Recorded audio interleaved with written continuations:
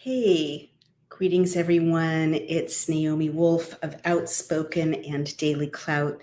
Outspoken is on Substack Live weekdays at noon. This is a special broadcast on Mother's Day. And I first want to really say Happy Mother's Day to all the moms and grandmas out there, really to the moms. And if I could possibly say a special Happy Mother's Day to every single mom out there or former single mom. I was a single mom for 12 years, and I want to thank my wonderful mom for this beautiful Mother's Day card. Thank you, Dr. Deborah Wolf, Mom. And it's kind of especially acknowledging all those years as a single mom. And it's saying, sorry, I have a little mascara in my eye. I see a strong and vibrant woman making a good life for herself and her family. And on Mother's Day, I hope you feel the same kind of joy in your heart that you bring your family every day. And it just made me cry. And I want to kind of pass that on virtually to all of you, especially those of you who don't have someone. Maybe your kids are little, maybe your family lives far away, but if you don't have someone to take you out today on Mother's Day and buy you flowers and tell you how wonderful you are, I'm telling you, because there's no better job, there's no more important job in the world than being a mom, and there is no harder job than being a single mom, not to disparage the non-single moms, also incredibly hard. But I think there's a special place in heaven for hardworking single moms. And I just want to really honor you on this day and keep you in my heart and, pray for you to get a coupon for a massage or whatever you need so that things are not so difficult. And thank you to my mom, the most wonderful mom in the world. So moving on, why am I doing a broadcast on Mother's Day? I'd much rather be lounging in the sun. I'm doing a broadcast because it's urgent. It's a reading of my essay, The Imaginary Casey Means. And again, I've reached out, posted on X to Dr. Casey Means, to Callie Means, her brother, and to Secretary Kennedy to invite them onto this live broadcast in case they wish to rebut my conclusions, challenge my conclusions, tell me I've misinterpreted anything at all, provide the other point of view, have a civil live debate. I always want to bring back civil open debate. But having said that, as you'll see in my essay, I'm broadcasting on Mother's Day when I'd much rather be lying on the grass in Prospect Park, looking at the sun, or at the clouds rather, not directly at the sun. I'm broadcasting because it was moms. It was the moms of Maha who got this administration elected. And I'm not being disparaging to President Trump or to the MAGA movement, but the math just wasn't there for MAGA alone to elect President Trump, as popular as he is. I'm a former political consultant. I know the math. I know the importance. No one can win the presidency without a swing vote by white suburban women in battleground states. That's math that every political consultant, Democrat, Republican, Independent, knows by heart. There's no way around it. No one has ever won the presidency in living memory without that critical swing vote of suburban white women in battleground states. So it was, I advocated strongly to RFK Jr.'s camp. I'm not going to disclose, anything else. I just publicly advocated. And also to the MAGA camp publicly I'm not advising either of them privately, join forces during the campaign, because I understood this math. As much as RFK Jr. supporters love RFK Jr. and his issues, they couldn't win without MAGA. And as much as MAGA love President Trump and his issues, and they're not identical, there's some overlap, they couldn't win without the Maha moms in the battleground states. And I also recognize that the MAHA moms, because that's what MAHA is largely, moms and their loved ones, basically. This was an historic movement, right? This was something we've never seen before, honestly, since the 60s. With the rise of the grassroots anti-war movement. This was a truly organic, right? A truly organic, well-informed, well-organized, bipartisan, nonpartisan, grassroots movement of, I'm not going to say single issue voters, but maybe top 5 issue voters whose fury and motivation based on sick children, right? Or trying to keep their children from not being sick is the most powerful political motivator on earth. I am a mom. Everything I've done, I never talk about my children in public or my stepchildren, but I will just say everything I've done for the last 5 years, my whole life, but for the last 5 years was for the kids, right?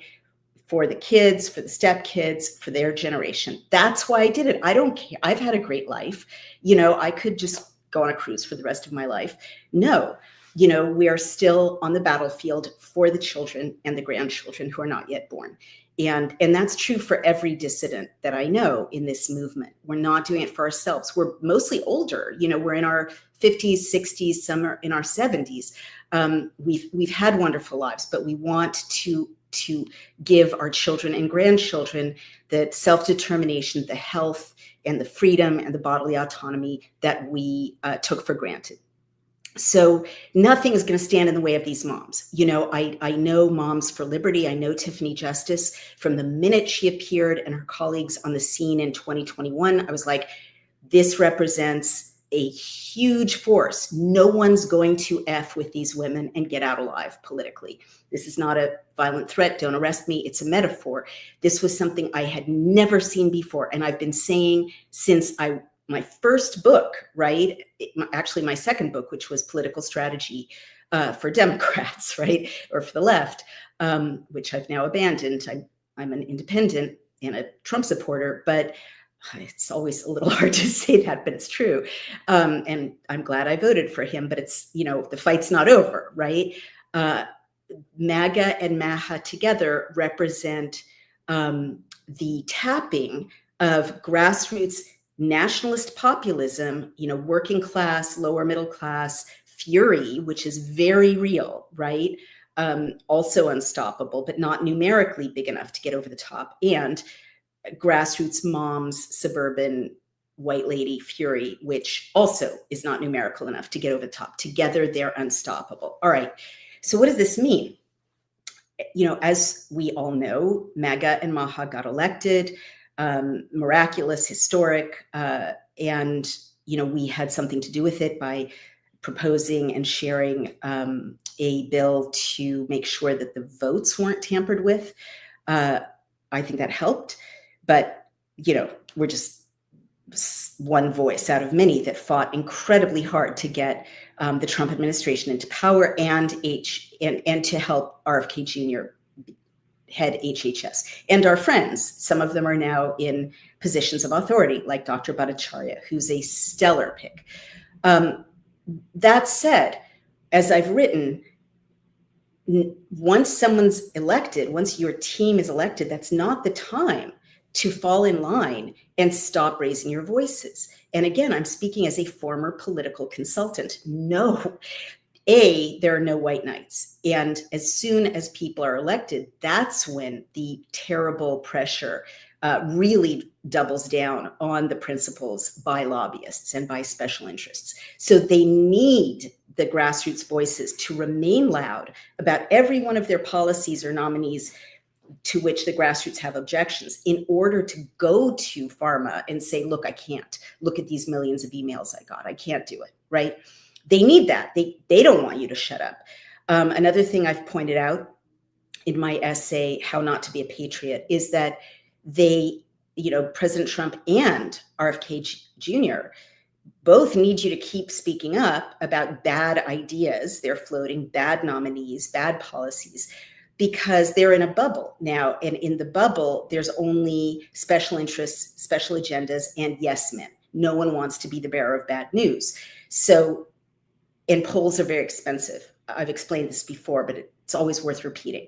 So it's incredibly useful for them to not veer away from their actual base, their actual support, their chance of reelection, their political capital, by hearing and seeing through emails, through phone calls, on social media, in the news, what you really think, right? So the calls, which are largely bots, I think, but even human calls to sit down and shut up, are totally counterproductive and not good for President Trump or for RFK Jr.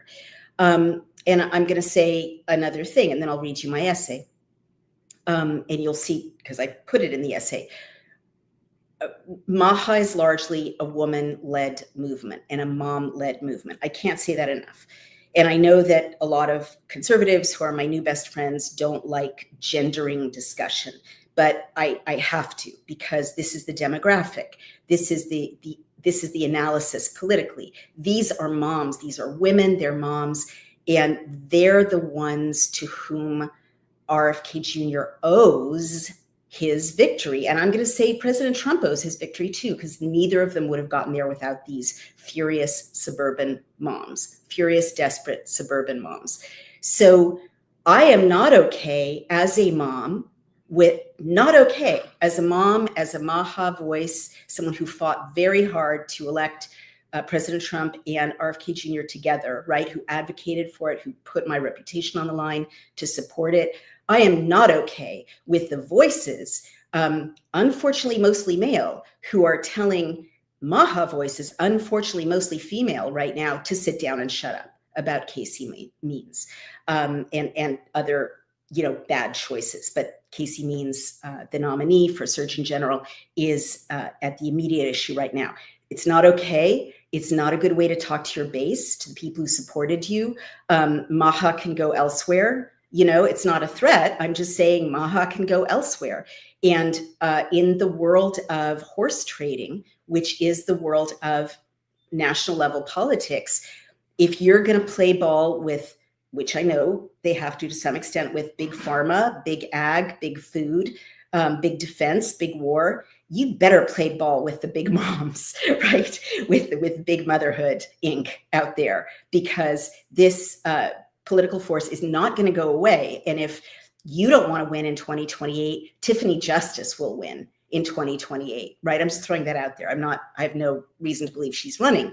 I'm just saying this organized group has a giant amount of political clout. They remember who was there for their kids. They're keeping track, and it's not okay. It's very sexist, in my view, to once you get in and you're sitting at HHS or with the Trump administration, it's very, very, very sexist and bad politics and very immoral and unethical to say, okay, you guys have problems with the nominee for Surgeon General. We don't want to hear about it, ladies. Go home and make breakfast for your disabled autistic child. I'm sorry, I'm being a little bit passionate here, but that's how I feel. All right, let me get right into reading my essay, and then you'll see what I am so upset about. And this is called The Imaginary Casey Means. And it's on my Substack, which is called Outspoken, and it will also be published on Daily Cloud.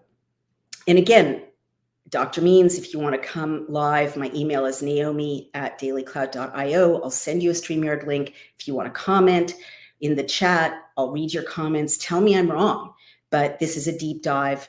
The subtitle is, Does the Story of the Surgeon General Nominee Really Check Out?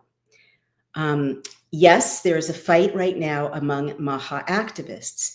Yes, it has to do with the announcement on May 7th, 2025, that wellness influencer and best-selling author Casey Means was replacing Dr. Jeanette Neshewat as President Trump's nominee for the office of Surgeon General. Dr. Neshewat, it emerged, had misrepresented her medical credentials. And I link every time I make a statement of fact. A post by former vice presidential candidate Nicole Shanahan, without whose financial and strategic support for RFK Jr.'s candidacy, neither he nor President Trump would be in power right now. Not insulting President Trump or MAGA, just doing the math, has been widely circulated. Shanahan found it, quote, strange that a direct assurance to her from RFK Jr. in exchange for her support for his confirmation that neither Casey nor her brother Callie Means would be brought to serve in HHS was disregarded. There is a lot of condescension, unfortunately much of it male, that followed the expressions of outrage from key MAHA voices, many of them female. The @Secretary Kennedy account on X called criticisms of Casey Means by MAHA voices, quote, absurd. This is a terrible tone in which to address the serious concerns of a base that has fought for this leader and supported him. Callie Means, for his part, Casey Means' brother, has been insulting. He used sarcasm to assign to me, as just one example of the regrettable reaction to MAHA outrage, views I do not hold. And this is a tweet, a post on X from Callie Means. And it is to me, and it says, the case against Casey, she has been so successful in everything she's done, it must be a CIA plot. Yes, Naomi, the deep state forced Americans to read her book, listen to her podcast, and buy her product. The actual answer is Casey is extraordinary, end quote. So that's Callie Means' post on X to me about his sister, Casey Means. I never said, and this is me responding, contrary to this unfortunate post, that Casey Means must be part of a CIA plot. I never said that, quote, the deep state had anything to do with her meteoric rise to national prominence. I said, and I stand by every word, that it looks to me as if both Casey Means and Callie Means have been sent to us by scarier interests than the CIA. Silicon Valley is scarier than any government agency and far more powerful. The Means siblings, I maintain, are representing Silicon Valley's interests and not our own. I said, and again, I stand by every word, that they both appear to be tasked with representing big tech's interests in the rush to exploit the gold mine that is the pristine, valuable data, especially our private medical data that is currently held behind secure doors by the United States government. I made this point in my February 12th, 2025 essay about what I saw as Elon Musk's targeting of our data at that time. The essay was titled The Sack of Rome, and I linked to it. I warned then that Musk and other Silicon Valley oligarchs were after this data and that President Trump's team did not seem to understand the grave and irrevocable risks that this mission represented. I knew then from my own experience as a tech CEO that Musk would certainly use his own AI or code and not only our sovereign government-owned AI on our data sets. He did 1 month later. I knew then that Musk's team would seek to merge the data sets of multiple agencies, as they indeed sought to do later. Anyone who works with technologists would know that these dangerous, destructive actions would be inevitable because of the value to Musk's AI that training it on our data sets represents, and because of the value to Musk's ability to create an everything app that merging databases from multiple agencies would represent. I warned in that essay, and also on Bannon's War Room podcast, that the Trump administration was facing a catastrophic security risk via Musk seeking out email communications from national security and intelligence agencies about, quote, 5 things I did this week, end quote. I knew that Musk's goal was to create a database of those emails. Those communications, I warned, would be machine read and turned into a non-secure, non-internal database containing our nation's most important intelligence projects. I may well have been right, quote, 3 sources with, quote, knowledge of the system, end quote, reported to NBC that the responses are fed into a large language model, meaning machine reading, to determine, quote, whether someone's work is mission critical or not, period, end quote. In at least 2 cases, Doge has either rewritten its own code into government AI, or it has hosted sensitive government funding activity on a third-party Microsoft platform. I warned on War Room about the terrible national security risk represented by the administration using any third-party platform. I was worried then about Musk's AI and about Musk having fired those US government technologists whose job would be to warn about the dangers to national and to information security from what Musk was doing. A month later, the Signal scandal broke, and our vital national security secrets, including details communicated by Secretary of Defense Pete Hegseth about the timing of a military strike in Yemen, were all over a third-party digital platform, exactly as I'd warned a month before. How could the administration have been protected from these appalling security breaches? A third of the US digital service tech experts, the ones who would have understood cybersecurity breaches, had been fired via an anonymous email. 21 others resigned in a letter to the White House on February 25th, 2025, that blisteringly warned that the data of the United States government could no longer be secured. Quote, this is from the technologist's letter to the White House. Quote, Doge's actions, firing technical experts, mishandling sensitive data, and breaking critical systems contradict their stated mission of, quote, modernizing federal technology and software to maximize governmental efficiency and productivity, end quote, the letter states. Quote, these actions are not compatible with the mission we joined the United States Digital Service to carry out, to deliver better services to the American people through technology and design. We will not use our skills as technologists to compromise government systems, jeopardize Americans' sensitive data, or dismantle critical public services, end quote, the letter stated. Quote, we will not lend our expertise to carry out or legitimize Doge's actions, end quote. That's the letter. This is me again. The US government technologists who had been let go or who had resigned would have been the ones, ordinarily, to warn the administration that Signal, for instance, was not secure.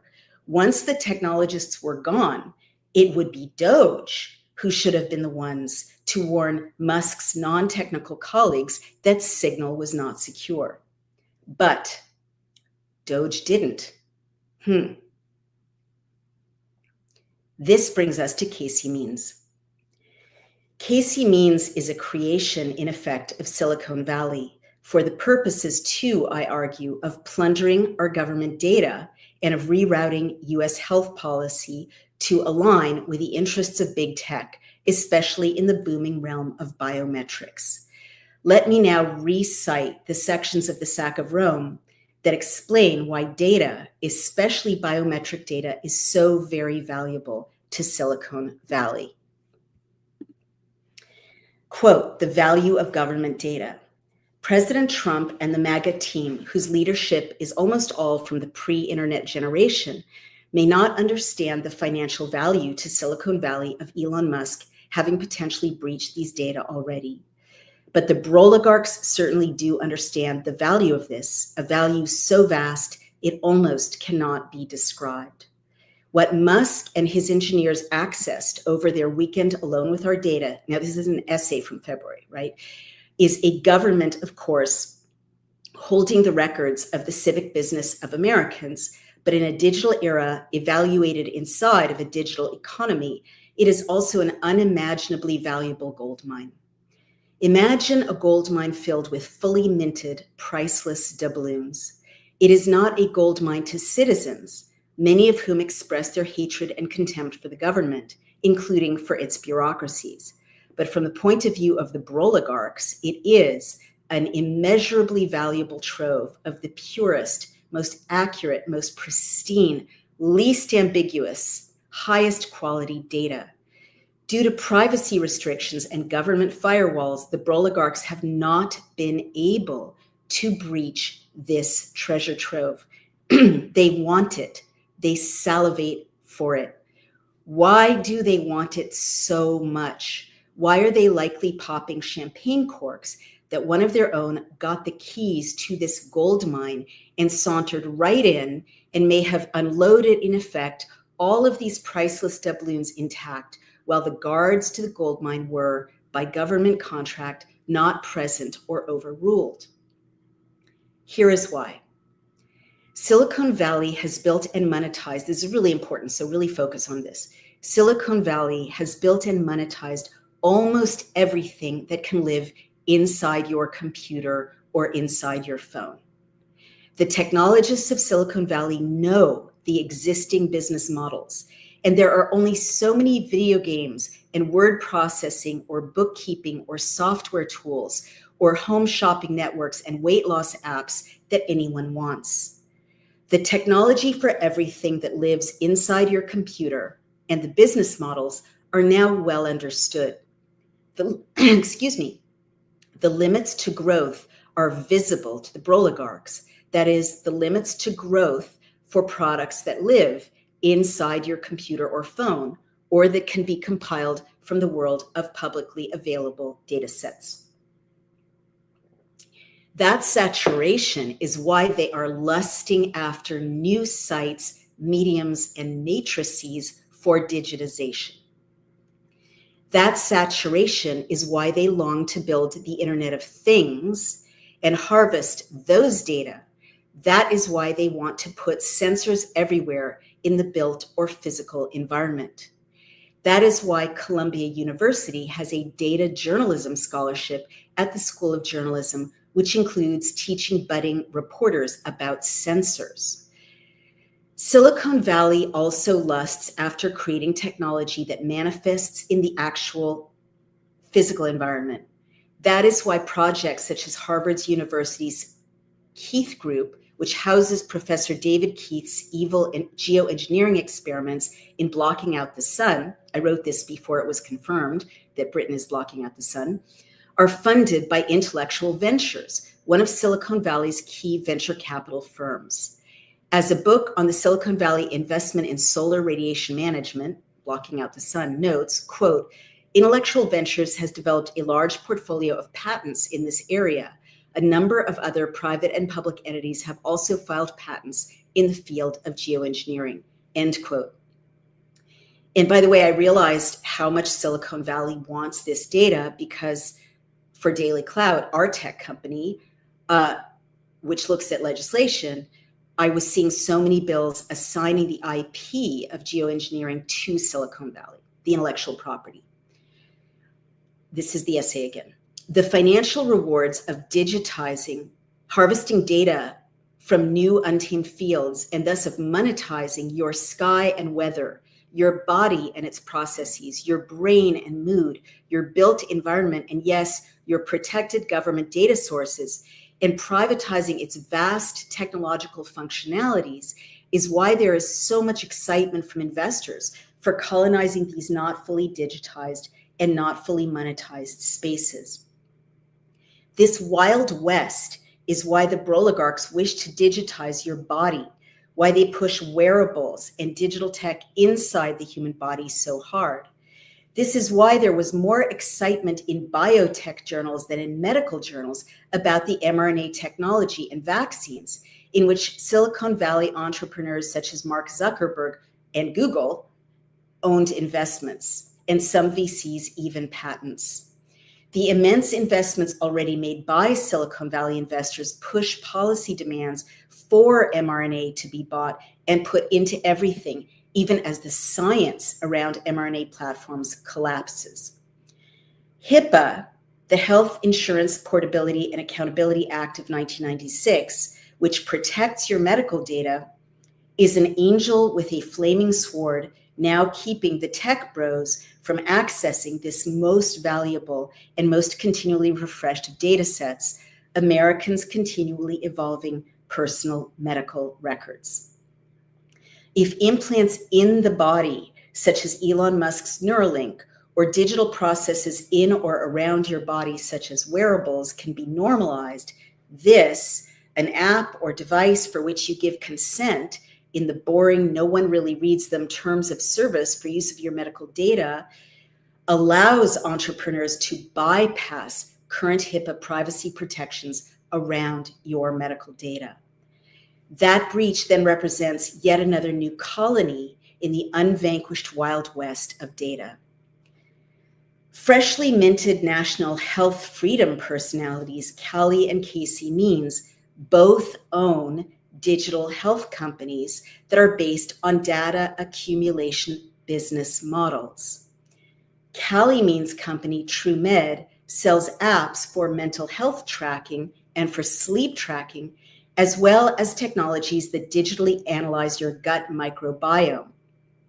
You send in biological samples.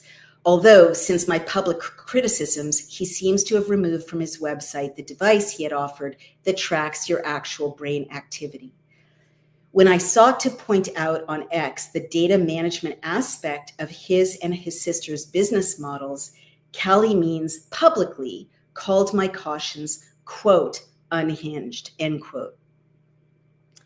Casey Means, the sister in this duo, I wrote this before she was nominated for Surgeon General, is co-founder of Levels.com.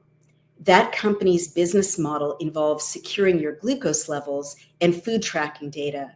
Casey Means has had an astonishing ride through the VC funding process, especially for a female founder.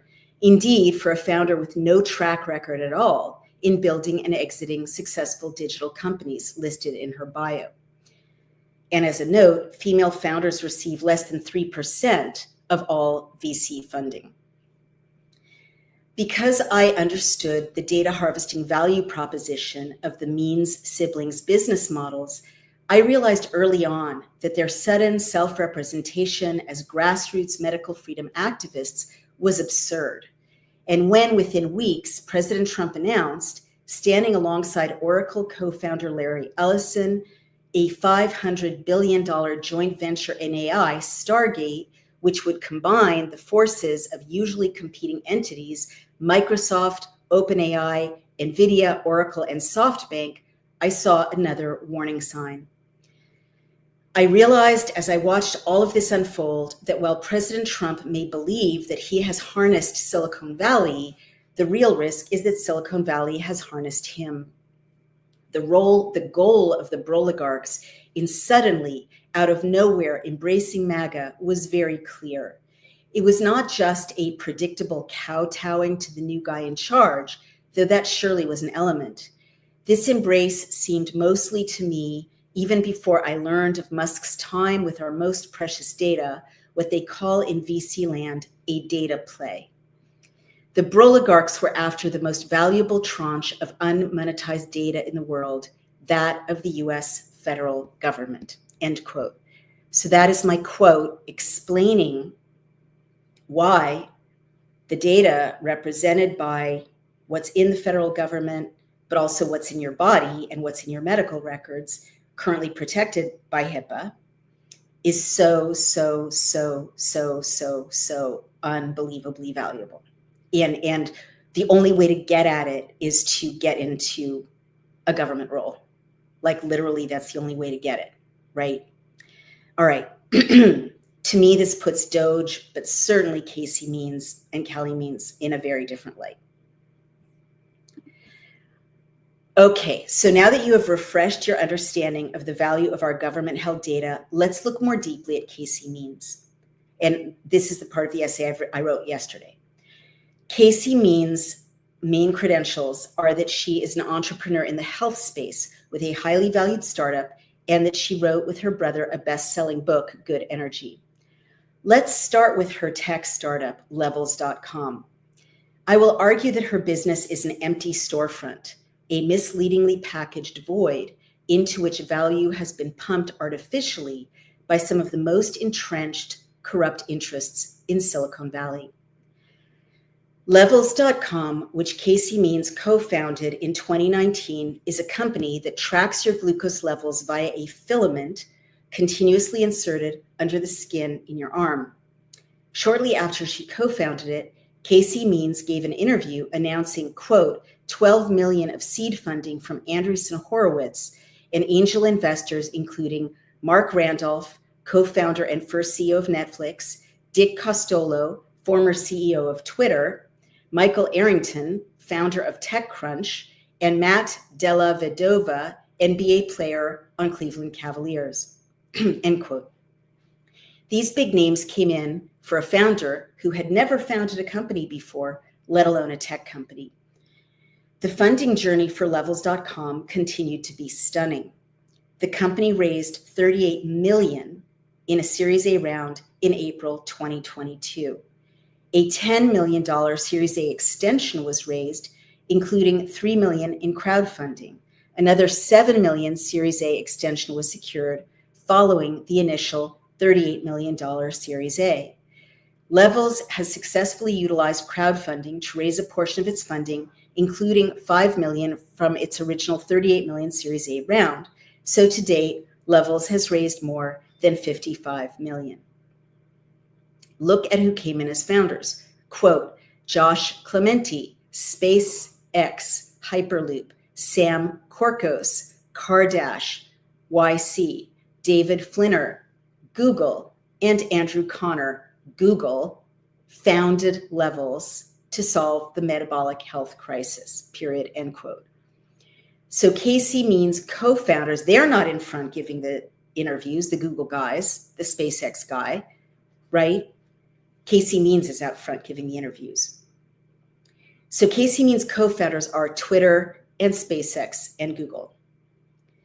If a business was, and funders, if a business was launched that told people, quote, you can stick a tiny needle in your arm and have it hooked up to the inside of your body continuously, and it will transmit your internal biometric data to your phone and thence to the Google, X, and SpaceX guys for harvesting and tracking, including geolocation tracking, and then it goes up to the cloud forever to be monetized in ways that you can't control, end quote, people would probably run. But that is the gold rush, the mother lode. They want to get inside your body. They want that living biometric data. So of course, Google and SpaceX and X and Andreessen Horowitz, the premier VC firm that has heralded the mRNA vaccine and has funded startups that use AI to get lipid nanoparticles, such as those in COVID vaccines around the body, came in to boost this innocent, idealistic young surgeon's alternative healthcare. There must be a better way startup. Andreessen Horowitz, this one, quote, this is from Andreessen Horowitz's website. When, capitals, are we going to have a COVID-19 vaccine? And how the heck are we going from what's been traditionally been up to 12 years or so of vaccine development compressed into 12 months or so? What will and what won't be compromised here? And where do new technologies like mRNA or messenger RNA vaccines come in? Question mark, end quote. Andreessen Horowitz came in indeed hard to support KC Means startup. KC Means company's valuation shot up to $313 million. Now, understand, a valuation is not someone hands you a check. It's what the company's value is said to be in the event of an acquisition. Was it because KC Means was taking a fresh new approach to healthcare, avoiding allopathic Rockefeller medicine, as she claims, and as a huge multi-million-dollar PR campaign sustained now for many months seeks to spin the story? Or was it to get a whole new line of biometric harvesting products to be pushed by the White House and HHS, along with someone reliably to advance existing biotech VC interests and to corral medical data, but all of this repackaged with a benign Maha face in front of it? Let's drill into the value of Levels.com. It has 60,000 subscribers and has been in business for 6 years. How does a startup with 10,000 subscribers a year and no new technology get a valuation of $313 million? Doesn't it say something that the only two tech founders who are well known in the Maha movement, Nicole Shanahan and myself, are equally taken aback by Casey Means' nomination? I should add here, Steve Kirsch is also a tech founder, a successful one, and he was initially horrified by Casey Means' nomination. He's flipped within 10 hours. I respect Steve Kirsch a lot. I'm eager to know why, but I should add that to this list. Tech CEOs understand the red flag represented by a $313 million valuation for a company founded by someone with no tech experience, no successful exits, a company with few subscribers and no new technology, whose investors and founders include Google and Twitter and SpaceX and Andreessen Horowitz. This graph below from crunchbase.com, you can see it for yourself, is levels.com's growth over 5 years. The company had zero organic growth since shortly after it was launched in 2020. Indeed, growth was not only flat, it was declining till the Means siblings were in the news.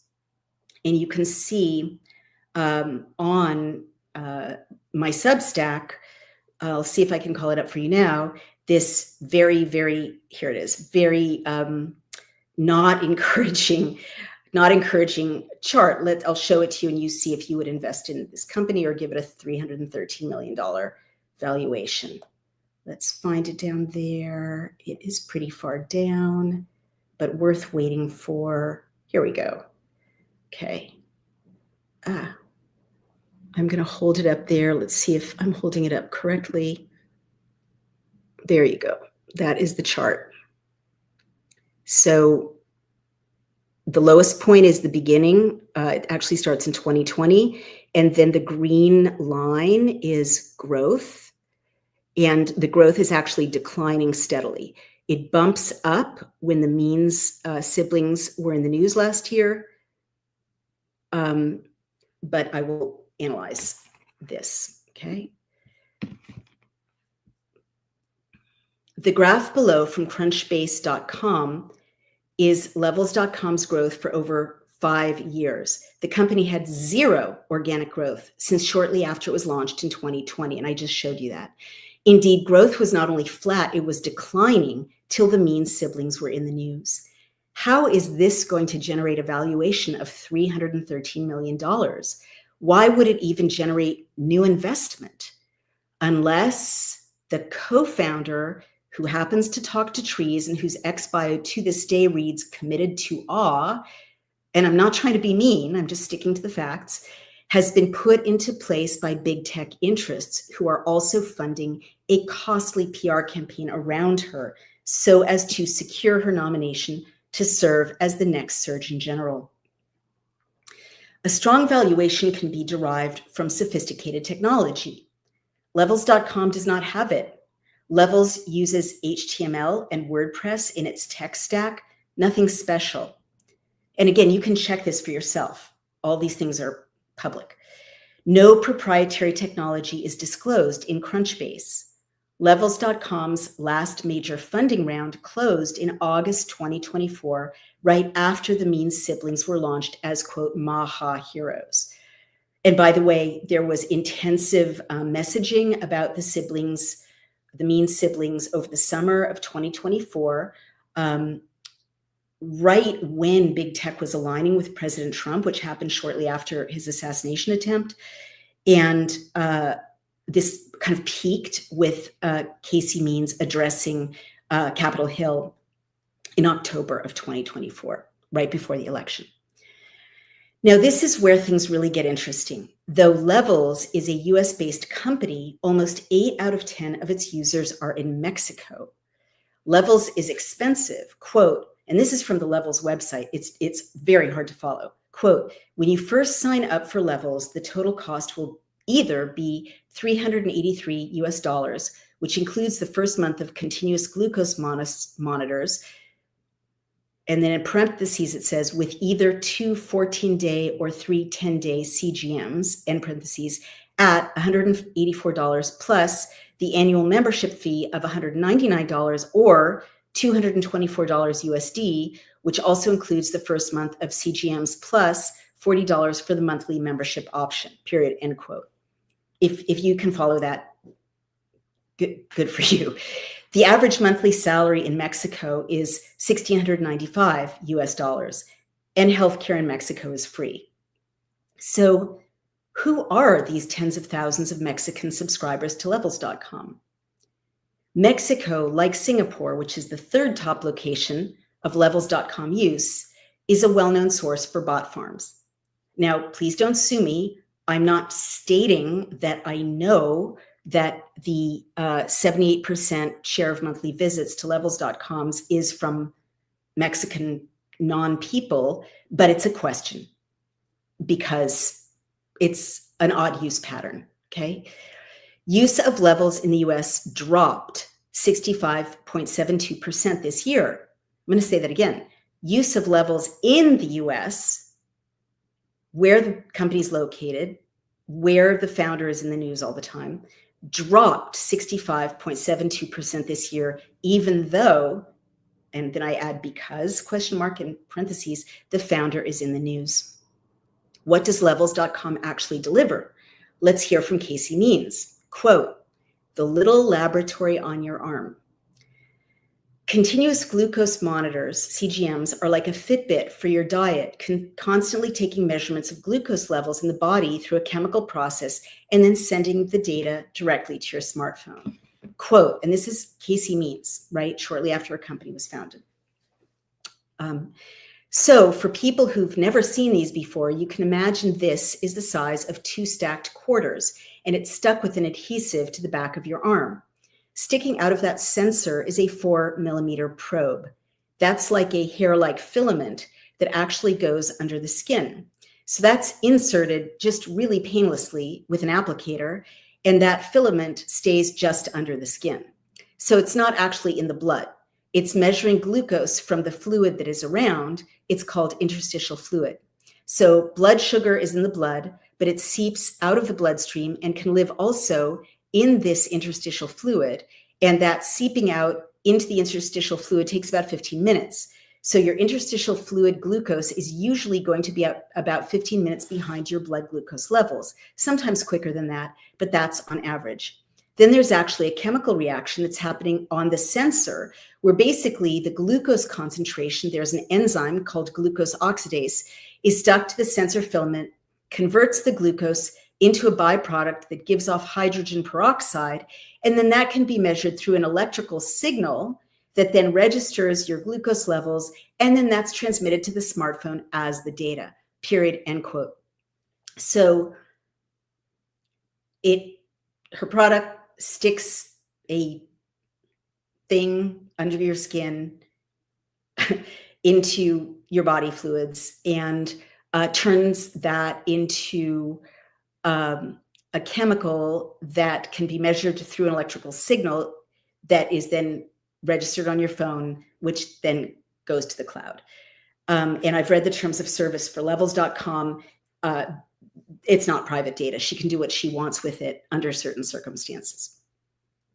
So she can monetize it or transmit it or sell it under certain conditions. I'm not upset that Casey Means did not finish her medical residency, though that's not a good look for someone who has been proposed to bear up under the rigors of serving the American people as Surgeon General. I'm not even concerned, though I am puzzled, that she somehow managed to get her book, co-authored with her brother, published by a major publisher, Penguin, and given a massive PR push, though neither sibling ever wrote a book before, which is unheard of. But I am upset that the questions raised by the company's valuation and by the demographics of its usage are evident to anyone who looks for 5 minutes. And that once again, no one seems to be vetting President Trump's choices. If not everything in her company checks out, that is such a serious concern for her shareholders and thus for the American people that I hesitate to spell out what that would constitute. It's very serious. And let me just note before my concluding paragraph, in case you haven't processed it, that her technology does, in a really benign sounding way, what Silicon Valley has been lusting to do. And it won't stop there, right? They want to get under your skin. They want to turn your heart rate, your blood sugar levels, your brain impulses, which is something that her brother's company measures before they took it off the website.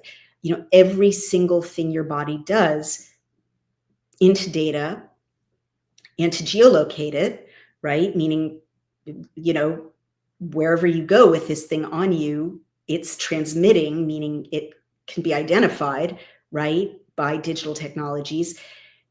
This is the dream. Yuval Harari said, humans are hackable animals. This would finally hack the human body, and normalizing it and promoting sensors like this for all kinds of other body processes. And biotech journals are full of them. Put a sensor in your liver, put a sensor in your bloodstream, nanotechnology. It's not woo-woo, it's real technology that is being developed to go throughout your body and transmit data. They want you to be a walking IP address, right? Everywhere your body goes, they want to track it and harvest the data. But that's not just the limit of it. This is why this is so dystopian.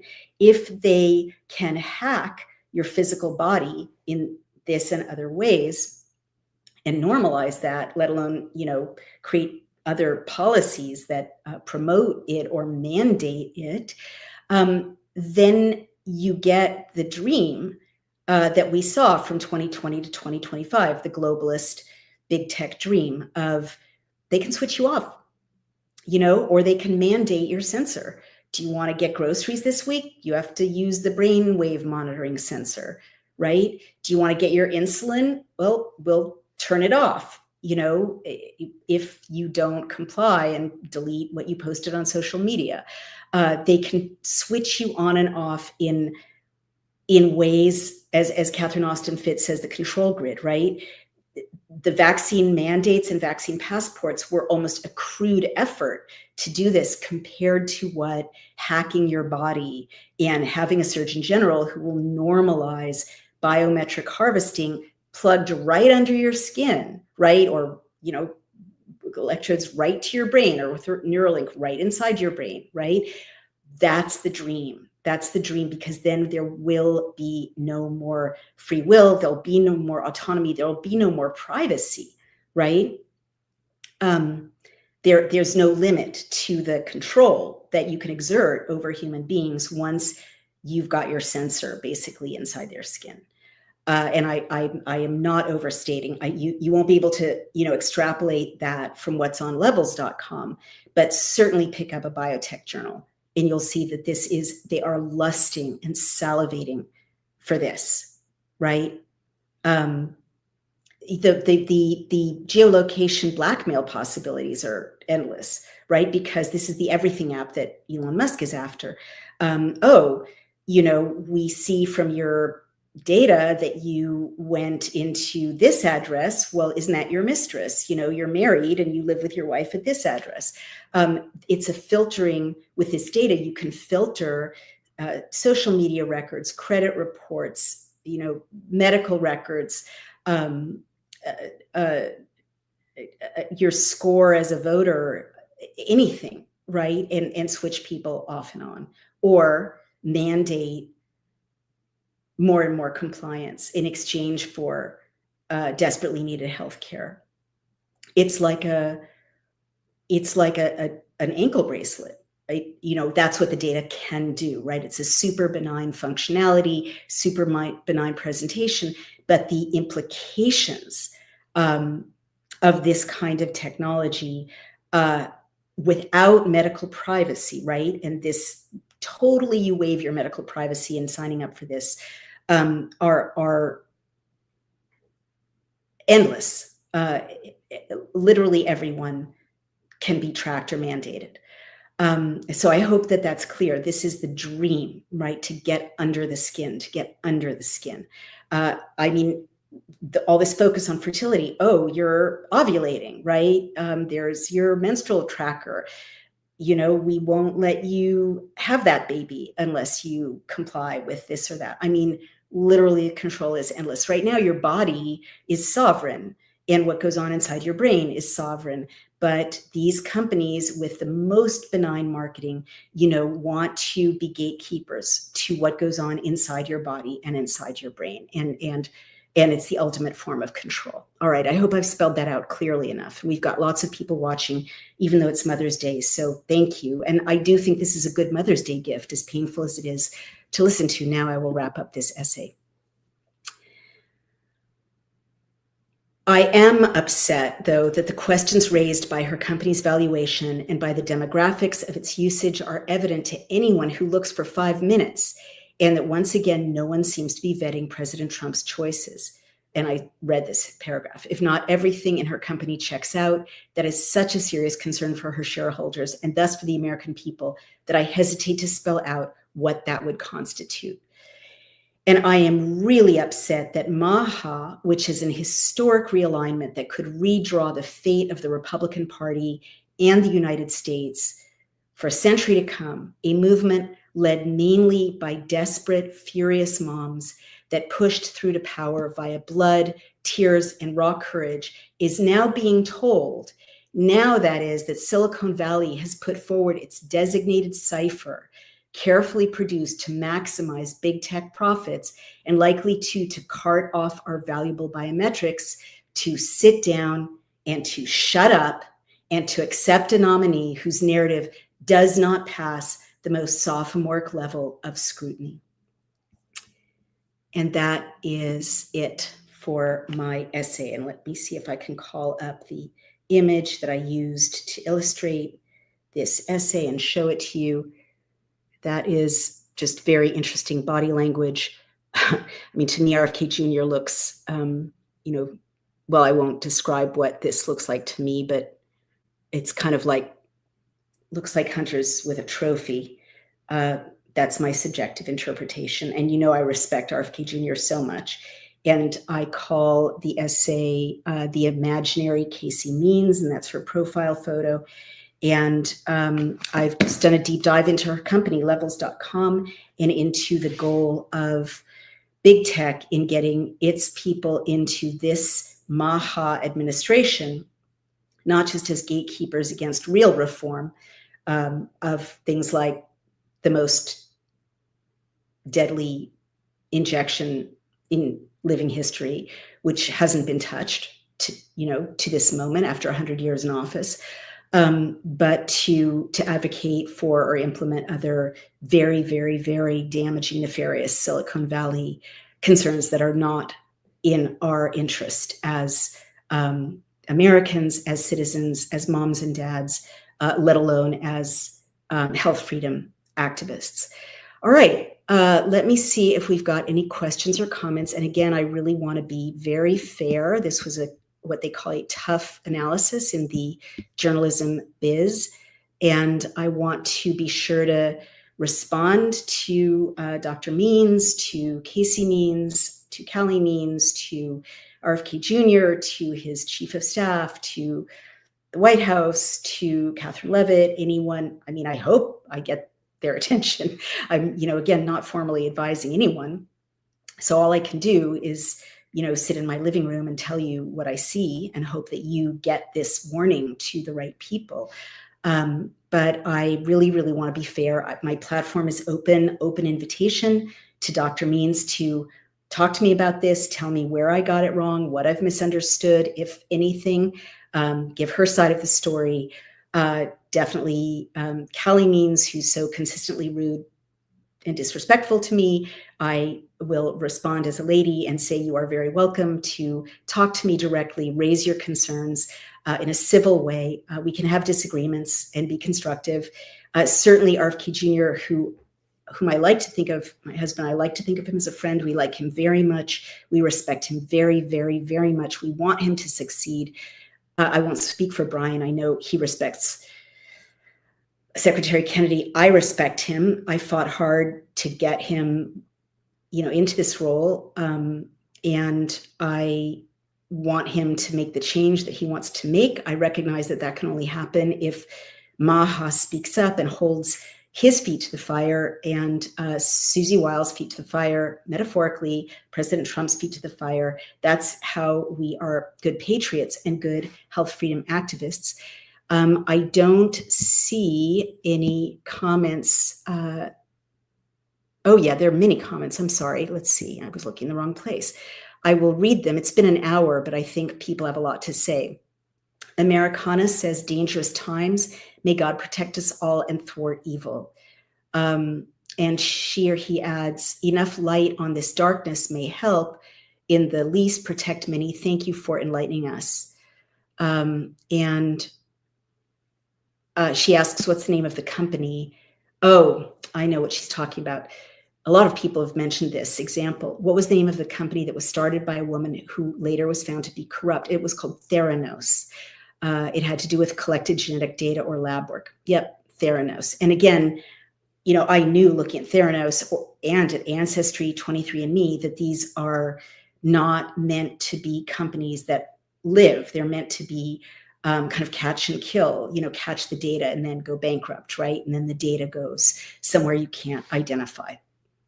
And by the way, China wants to be the repository for all the world's DNA by the year 2030. They've stated that, and they're creating a gigantic, pardon me, DNA database. So that's a very good and important question. And by the way, with some of the solicitations on the means sites, when you send in blood or saliva, you're also sending in something from which DNA can be extracted, as I understand it. Again, I'm not saying they're processing DNA to China. I'm not saying that. I'm just saying it's worth asking, because DNA is as valuable, if not more so, to big tech as is biometric data of other kinds. Well said. They use AI. They can eventually just tie it to social media and harm us. Let's see. A lot of people are wondering, what is RFK Jr.'s role? Can he thwart such intrusions? Wow. Americana says, the last Surgeon General blocked me for talking about vitamin D during COVID. Yeah, that's shocking. Ancestry was purchased by BlackRock, Americana points out. Well, there you have it. Andrew Burkhart says, thank you, heart, power sign. Good morning. Happy Mother's Day, Dr. Wolf says, Sin. Oh, happy Mother's Day to all of you.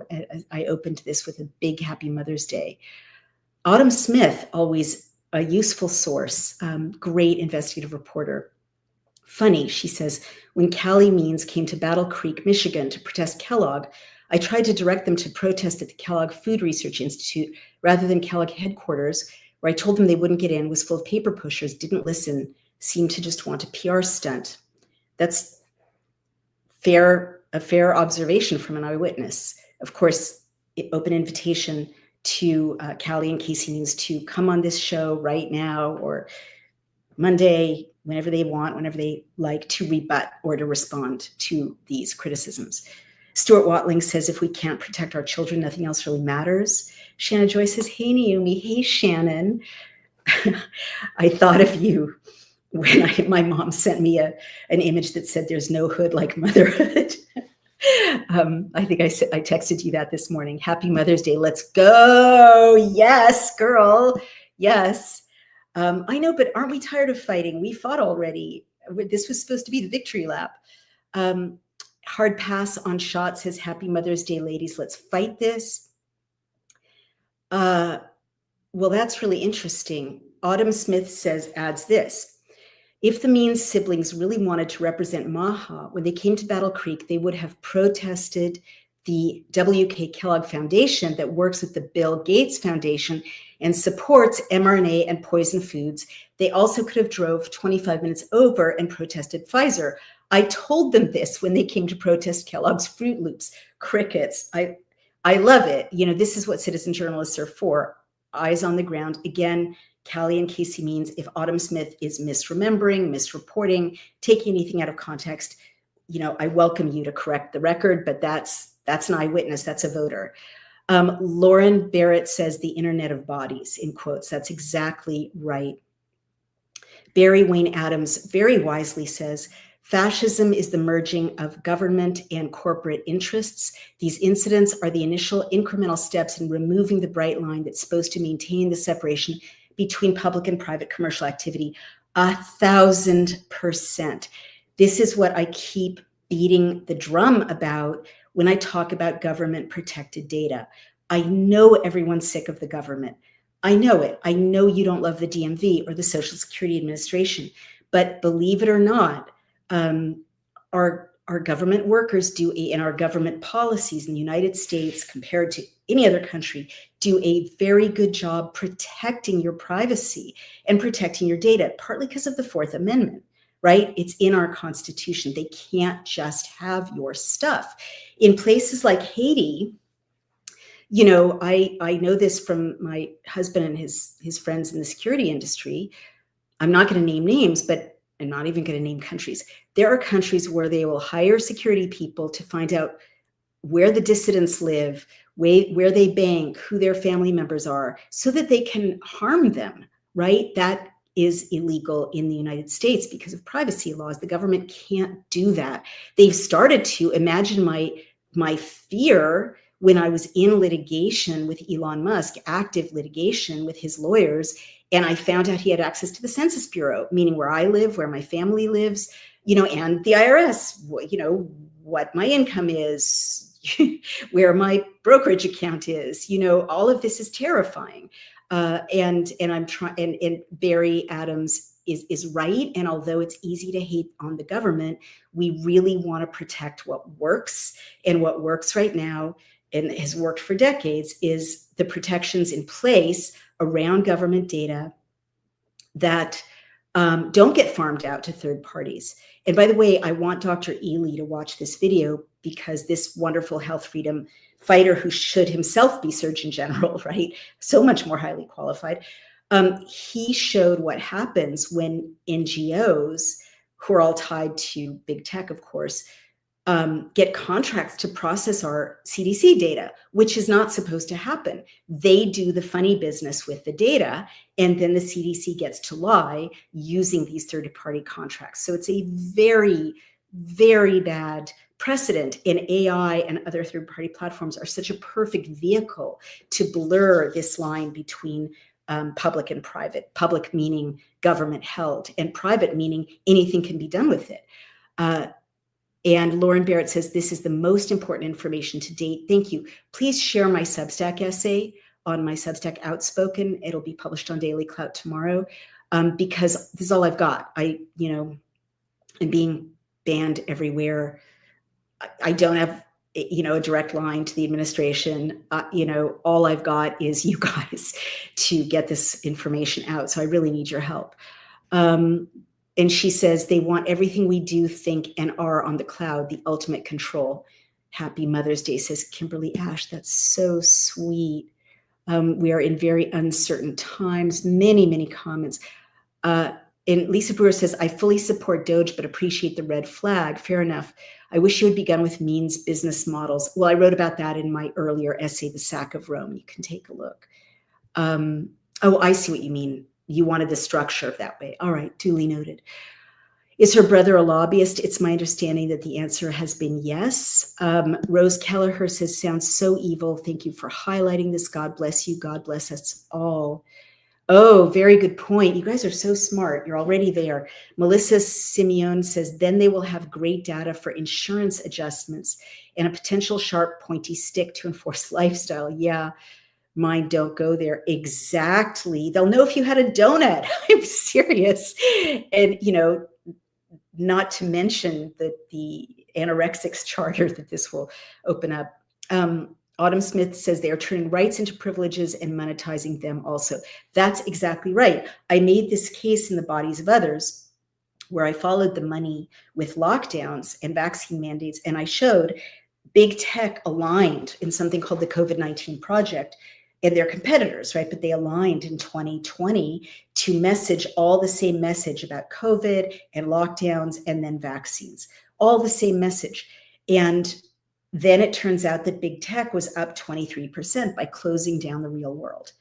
Amazon was up because people were locked inside, not able to go to the mall or to Main Street, 23%. Nintendo was up 23%. Microsoft up 23% net revenue, right? Because they put a subscription wall, a paywall on the IRL world, the real life world. And that was their test run, and they saw that it worked and they made a fortune. Why would they not continue, right? Everything we thought we could freely do, assemble, go to the movies, go to a bar, go to church, they put a mandate on and a paywall, which was the vaccine, pay with your body. It's human trafficking in my view, but that's what they did. They put a gate. And why are they trying to dim the sky? Among other reasons, they're trying to dim the sky because it competes with your screen.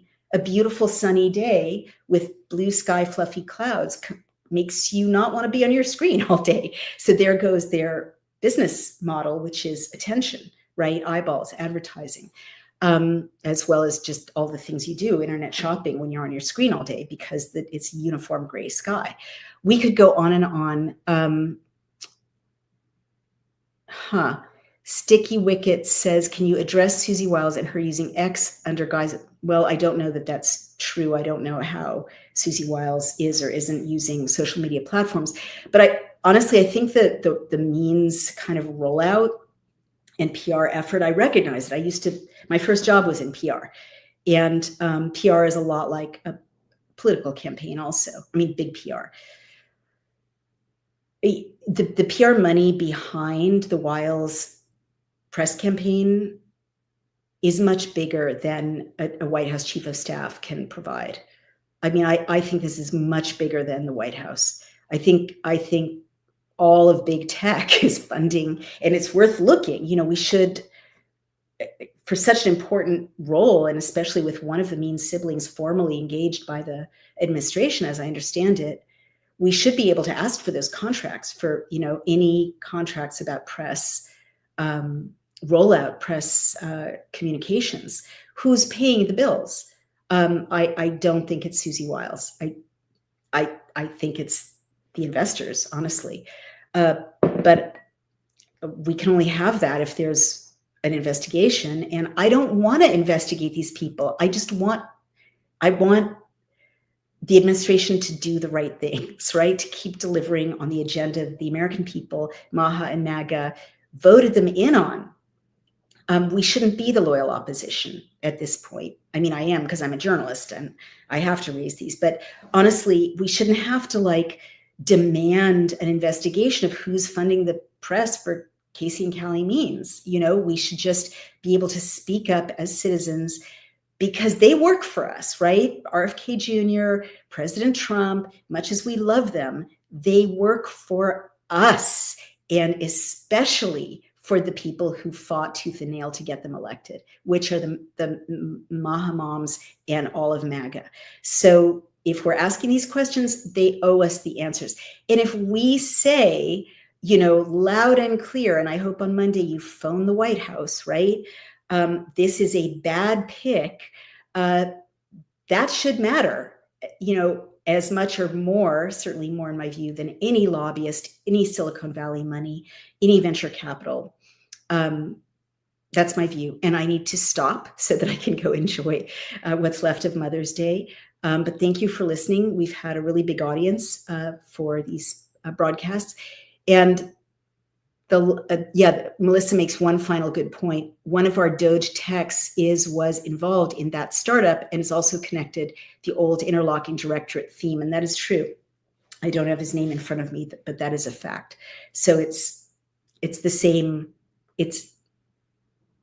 group of buddies, basically, getting our data. Musk stepped out, Means is supposed to step in, and you can just expect to keep fighting this fight until 2028. I hope not, because, Maha should have a bigger voice, and MAGA than anyone who's got a special interest that is not the American people's. Okay, I have to stop. Thank you for joining me, but I do want to say one thing. Something Demoralizing is happening on Substack, which is like the last platform that doesn't censor me. I'm growing and growing and growing in terms of subscribers, but the paid subscribers are plummeting. And I don't know why, but maybe people just think the worst is over. And I know that times are tough for everyone, but if you can afford to be a paid subscriber for $7 a month over on Substack, I really need you to switch from free to paid. That's the only way I can keep doing this independent journalism and keep my team also paid, because these videos involve hosting and social media management and editing, a lot of other activity that is not free. And over on Daily Clout, we're doing incredibly important work, and we give you bill cam, where you can see any state or federal bill, and now legisector.com, where you can subscribe. We've just made an incredibly good deal, $11.99 a month, I believe, for access to the top trending and latest bills in your industry, one of 24 industries. It's an amazing thing if you're in real estate, accounting, if you're an elected official, if you're challenging an elected official, if you're in telecom or mortgages, finance, if you're a hedge fund manager, if you're in cannabis, agriculture, if you're an advocate for family issues, you've got to subscribe to legisector.com. But one way or another, if you don't either subscribe or donate over on Outspoken, on Substack, or on Daily Clout, or sign up for BillCam or Legisector, I can't keep doing this. And if you value these essays and this reporting and all the other suite of tools that we give you, you have to support it, because it won't exist otherwise. It's just that simple. So let's reverse that trend. If we're going to grow and grow, which is wonderful, we do need to grow with paying subscribers as well, or with donors. So thank you. Sorry to have to ask such a hardcore request on Mother's Day, but it's real, and the reporting we're doing is for the moms and for the babies above all, and for the next generation. All right, happy Mother's Day, everyone. Give your mom a giant kiss and a hug, and feed her and pamper her, because she worked really hard. And again, my special love and appreciation to all those wonderful single moms out there who are slogging through. I see you. I love you. I champion you. You are wonderful, and your life should be made easier as well. All right. Take care, everyone. Happy Mother's Day. Bye-bye.